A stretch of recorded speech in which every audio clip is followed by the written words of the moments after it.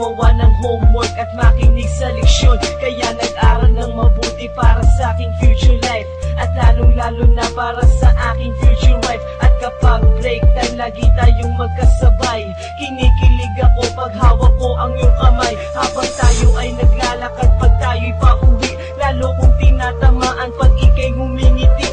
Ang lahat ng bighati, ikaw ang nagtatanggal. Dahil sa iyo kaya pasado sa periodical. Buhay ko ay nag-iba, binigyan mo ng sigla. Tumaas na din ang grades ko sa matematika. Ikaw lang ang dahilan para to sa'yo mahal. Inaalay ko sa'yo ang natanggap kong medal.